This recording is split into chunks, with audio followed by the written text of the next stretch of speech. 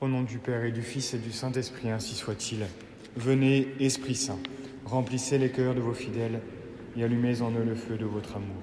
Envoyez votre Esprit, Seigneur, il se fera une création nouvelle et vous renouvellerez la face de la terre. Prions. Ô Dieu qui avez instruit les cœurs de vos fidèles par la lumière du Saint-Esprit, faites que le même Esprit nous donne le goût et l'amour du bien et qu'il nous remplisse toujours de la joie de ses divines consolations. Par Jésus-Christ notre Seigneur, ainsi soit-il. Je vous salue Marie, pleine de grâce, le Seigneur est avec vous. Vous êtes bénie entre toutes les femmes, et Jésus, le fruit de vos entrailles, est béni. Sainte Marie, Mère de Dieu, priez pour nous pauvres pécheurs, maintenant et à l'heure de notre mort, ainsi soit-il. Veuillez vous asseoir.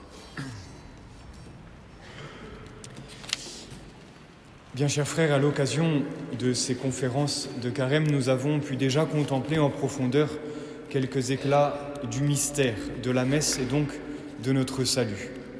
Nous avons compris que la gloire de Dieu est notre fin à tous, ce pourquoi nous avons été créés, fin qu'on ne pouvait plus réaliser à cause du péché originel, mais cette fin a été rétablie par le sacrifice parfait de Jésus dans lequel nous offrons aujourd'hui nos sacrifices naturels. Puis nous nous sommes rapprochés de la Sainte Vierge en comprenant la place essentielle qu'elle tient au pied de la croix, où elle offre son Fils et qu'elle est toujours bien présente auprès de nous à chaque messe.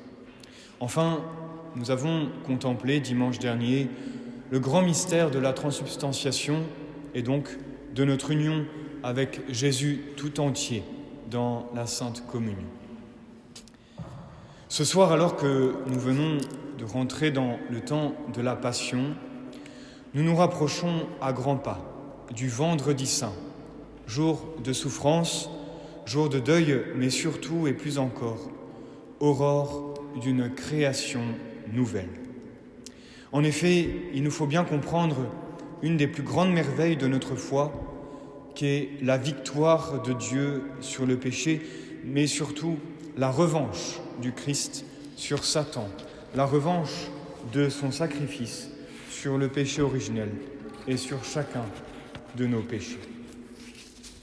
Mais ne nous sommes-nous jamais posé cette question, ou en tout cas les enfants, ces grands théologiens, la posent régulièrement: pourquoi le bon Dieu a-t-il permis le péché originel ?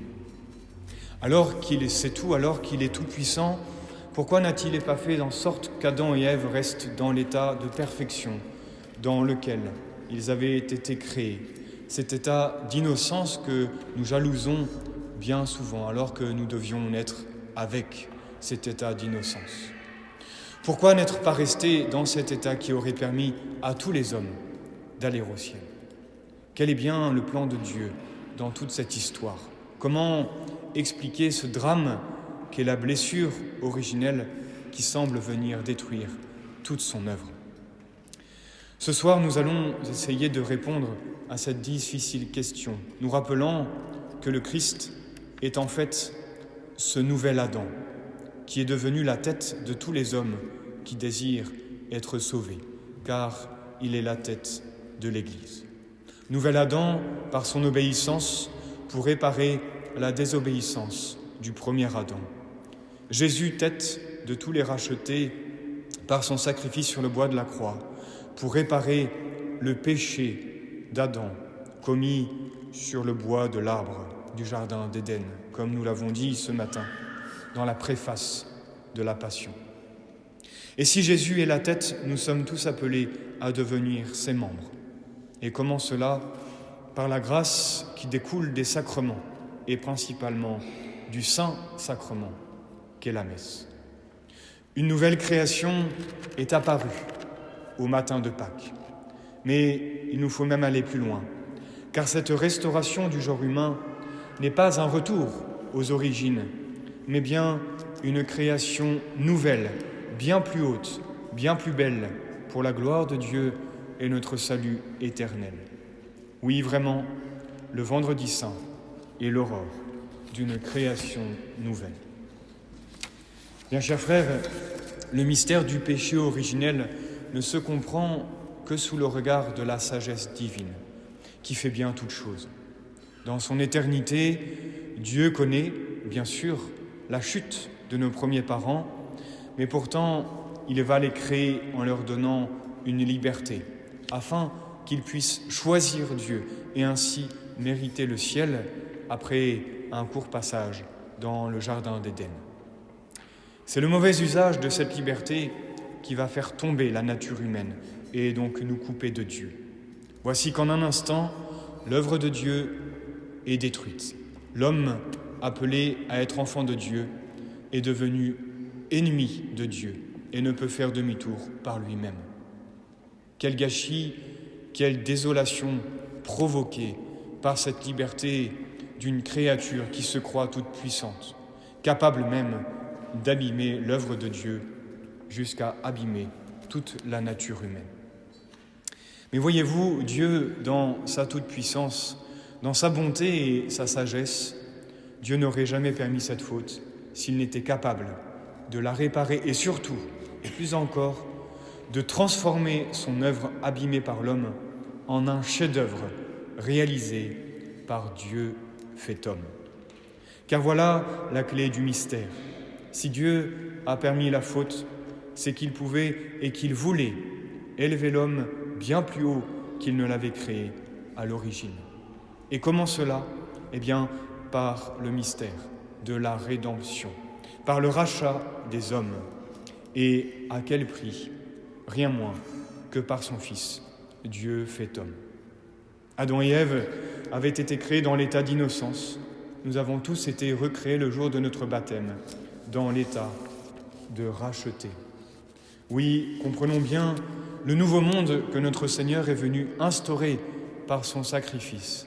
Il transforme l'homme perdu en homme racheté, en enfant de Dieu et par là en héritier du ciel. Quelle gloire, quel honneur, quelle noblesse même. Souviens-toi, ô chrétien, quelle a été la monnaie de ton rachat, rien moins que le sang d'un Dieu. Voilà pourquoi le diacre pourra oser chanter dans quelques jours, lors de la vigile pascale, « O Felix culpa, quae tali actantum meruitabere redemptorem » ô heureuse faute qui a mérité d'avoir un tel et si grand Rédempteur. C'est la liturgie, cette théologie détendue, comme le dit si bien Peggy, c'est la liturgie qui nous permet d'oser chanter ce Felix culpa. Car quelle audace de pouvoir ainsi honorer une telle faute. Mais pourquoi pouvons-nous ainsi la chanter ? Parce que, comme le dit saint Paul, là où le péché a abondé, la grâce a surabondé. Oh oui, Felix culpa, comment comprendre ? Eh bien, demandons ce soir à saint Augustin, qui a si bien pénétré ce mystère, justement dans ses confessions. Tandis que le saint docteur exprime sa douleur devant la malice du péché qui exerça sur lui tant d'attraits, il clame son admiration devant l'excès de la miséricorde divine, déclenchée par la misère qu'elle s'apprête à guérir, et même qu'elle se propose de restaurer d'une façon plus sublime que lui permit l'état d'innocence. Oui, à travers le chant de l'exultète, l'Église nous fait passer des larmes de la pénitence à la contemplation admirative de notre rédemption. Nous sommes bel et bien surélevés, car nous sommes des rachetés. Mais avançons dans le mystère, et pour cela, permettez-moi cette petite histoire. Un prince possédait une pierre précieuse, magnifique, dont il était fier à l'extrême. Un jour, par accident, ce joyau fut profondément rayé. Le prince convoqua alors les spécialistes les plus habiles pour remettre en état la pierre précieuse. Mais malgré tous les efforts, ils ne purent effacer la rayure. Alors arriva dans le pays un lapidaire, un tailleur de pierre d'un génie inégalé. Et avec art et patience, il tailla dans le diamant une rose magnifique et fut assez adroit pour faire de l'égratignure la tige même de la rose, de telle sorte que la pierre précieuse apparut après infiniment plus belle qu'elle n'était auparavant. Voilà, bien chers frères, toute la puissance de Dieu qui se manifeste à travers le péché originel.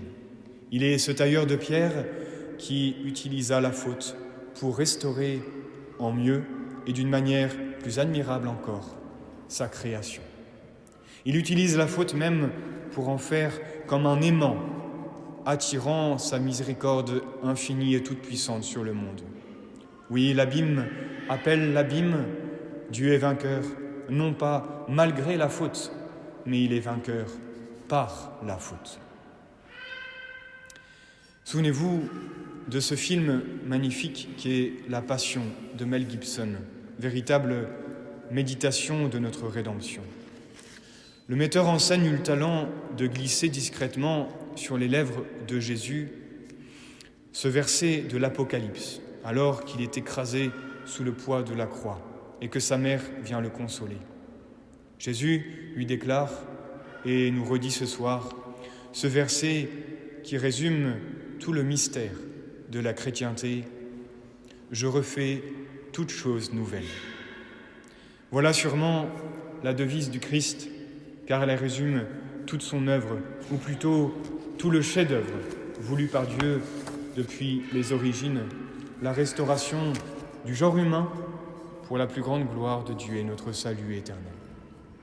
Nous pouvons parler comme d'un deuxième déluge qui se déverse sur la terre entière, non pas cette fois-ci pour tout anéantir, mais bien au contraire, pour tout restaurer, par ce déluge de miséricorde et de grâce, source d'une création nouvelle, plus belle encore que la première. Comment ne pas nous rappeler ici la prière magnifique que fait le prêtre en versant la goutte d'eau dans le calice.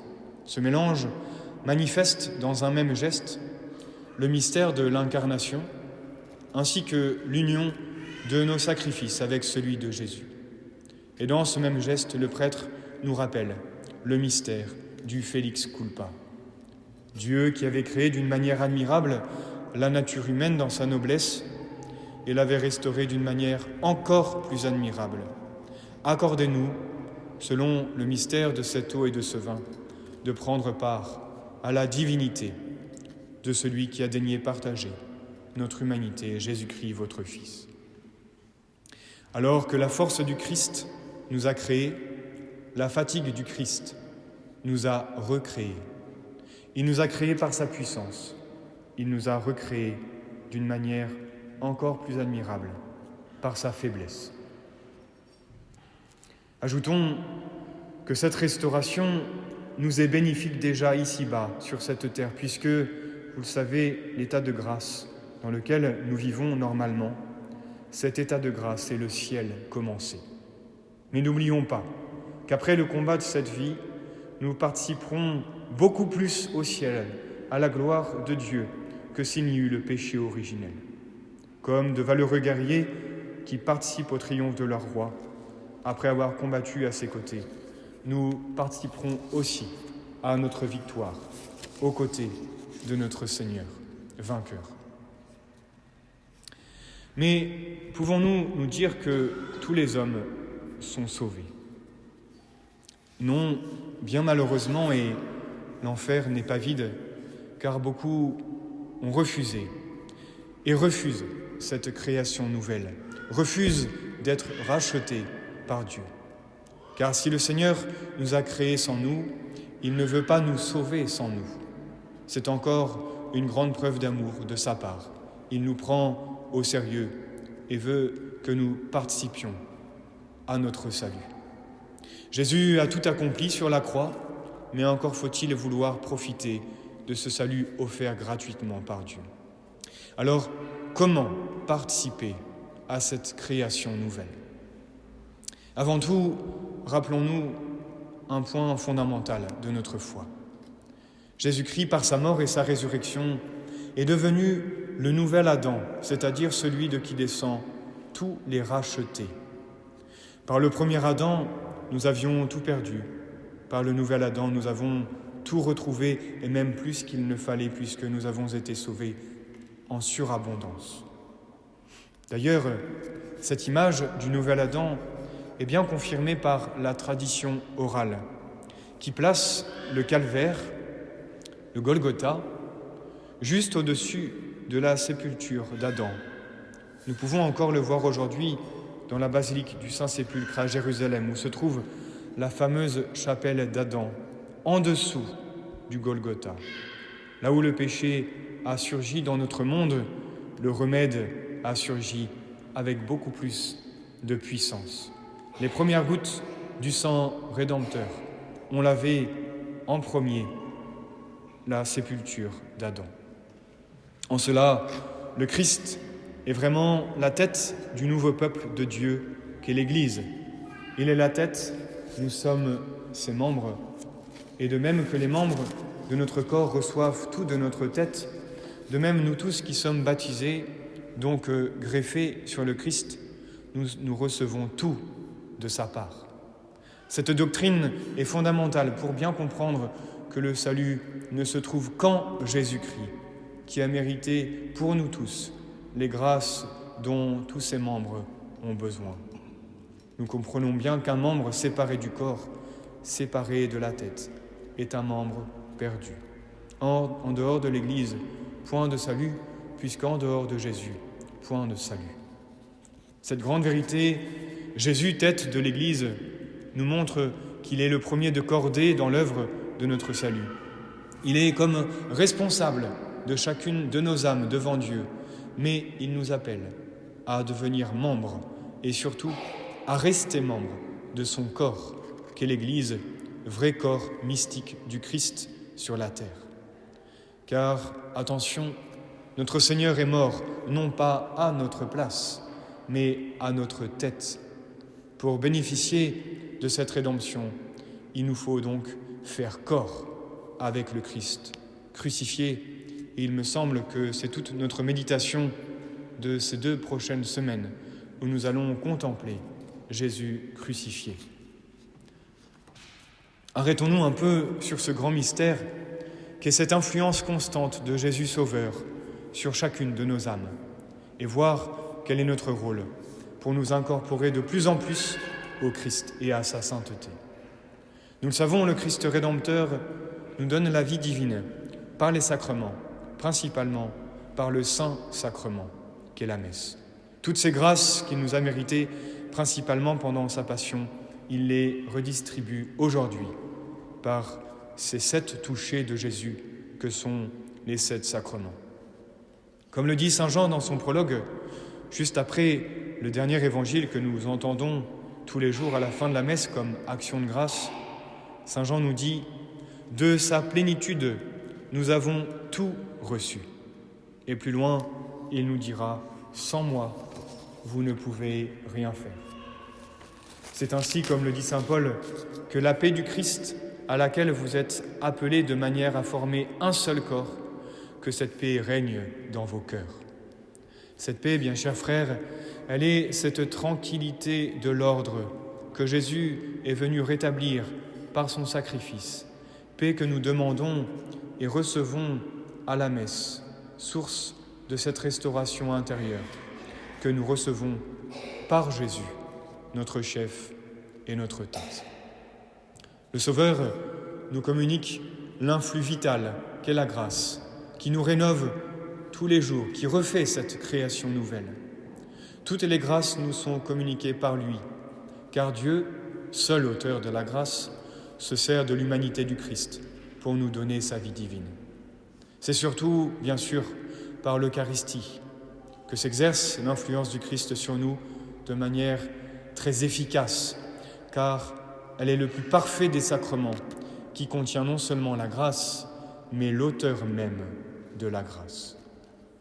Mais pour mieux profiter de son influence, de ce flux et reflux qui doit passer de Dieu à nous, rappelons-nous que notre Seigneur renouvelle tous les jours, sur tous les autels du monde, son sacrifice parfait pour nous sauver tous les jours et aussi rester avec nous jusqu'à la fin du monde, sans oublier sa donation totale et absolue à travers la Sainte Communion.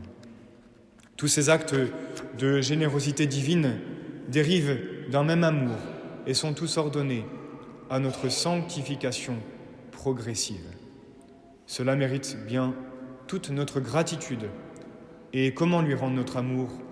Comment lui rendre amour pour amour, sinon par notre participation à la messe, l'action de grâce par excellence, comme nous le rappelle le mot Eucharistie. Alors, vous me direz-vous, quel est notre mérite dans l'œuvre de notre salut, puisque Jésus a tout fait, puisque nous recevons notre salut de Dieu? Comme le résume si bien le saint curé d'Ars, notre seul mérite, c'est de coopérer à la grâce. N'est sauvé que celui qui veut être sauvé, car Dieu ne veut être aimé que par des créatures libres et qui le choisit. Mais nous le choisissons par sa grâce. Une fois de plus, saint Jean, dans son prologue, nous le rappelle tous les jours, à tous ceux qui l'ont reçu, il a donné le pouvoir de devenir enfants de Dieu. Voilà notre coopération, voilà notre noblesse. En effet, la tête, notre Seigneur, a tout assumé, mais sans dispenser ses membres que nous sommes. Jésus a assumé les actes mauvais pour les expier. Jésus a assumé les actes bons pour les prendre et les transformer en source de salut. Nous nous sauvons, et nous sauvons les âmes qui nous entourent, par notre union aux souffrances du Christ. C'est bien ce que le chemin de croix veut nous rappeler. En la personne de Simon de Cyrène, nous sommes tous appelés à porter cette part de croix. C'est alors que nous pourrons dire avec saint Paul, « Je me réjouis maintenant dans mes souffrances pour vous. » Et ce qui manque aux souffrances du Christ, je l'achève en ma chair pour son corps, qui est l'Église. C'est alors que nous devenons progressivement cet homme nouveau. Nous retrouvons l'image perdue par le péché, image encore plus belle car purifiée par le sang d'un Dieu. Cet homme nouveau, nous y tendons chaque jour en se revêtant de tendresse, de miséricorde, de bonté, d'humilité, de modestie, de patience. Mais surtout, continue saint Paul, revêtez-vous de la charité qui est le lien de la perfection. En un mot, notre coopération se fera par l'imitation de notre Seigneur, avec l'esprit de ses mystères que nous méditons dans notre rosaire, dans l'esprit de sa passion, de sa résurrection. C'est la voie qu'ont choisie tous les saints pour se laisser transfigurer et ainsi devenir cette création nouvelle. Ce chemin conduit à l'union, pour ainsi dire, continuelle avec le Sauveur. Selon les paroles sublimes de l'Épître aux Colossiens, « Si vous êtes ressuscités avec le Christ, recherchez les choses d'en haut. N'ayez de goût que pour les choses du ciel et non pour celles de la terre, car vous êtes morts au monde et votre vie est cachée en Dieu avec le Christ. » Alors, l'âme a trouvé cette paix promise par Dieu à tous ses enfants, cette paix qui n'est que l'introduction de la paix du ciel que nous attendons tous. N'oublions pas que nous recevons tout, absolument tout, de la tête, dont nous sommes les membres, et que celui qui veut faire son salut sans Jésus se trompe et se perd. « Suivez-moi, nous dit Jésus, je suis la voie, la vérité et la vie. Sans la voie, on n'avance pas, sans la vérité, on ne connaît pas, on ne vit point sans la vie. Je suis la voie que vous devez suivre, la vérité que vous devez croire, la vie que vous devez espérer. Je suis la voie qui n'égare point, la vérité qui ne trompe point, la vie qui ne finira jamais. » Bien, chers frères, repartons ce soir en nous souvenant que Dieu n'échoue pas. Dieu est vainqueur, il a vaincu le monde puisqu'il est venu refaire sa création, non comme le monde le veut, monde sans Dieu et sans éternité, mais bien cette création nouvelle qui est l'état de grâce, prélude de notre vie éternelle. Or, cette victoire du Christ sur le péché, elle est quotidienne et elle se déroule sous nos yeux, à l'autel, lors du saint sacrifice de la messe, où Jésus, notre chef, vient s'immoler pour nous, afin de nous redonner la vie, non pas celle perdue par nos premiers parents, mais bien la vie de Dieu, supérieure à la première création. Oui, ne l'oublions pas, à chaque messe, nous venons sauver le monde avec le Christ. À chaque messe, nous venons recevoir notre salut. Nous venons redonner la vraie vie au monde. Alors, redisons haut et clair à la suite de notre Seigneur et notre chef sa devise que nous devons graver dans notre cœur. Je refais toutes choses nouvelles. Au nom du Père et du Fils et du Saint-Esprit, ainsi soit-il.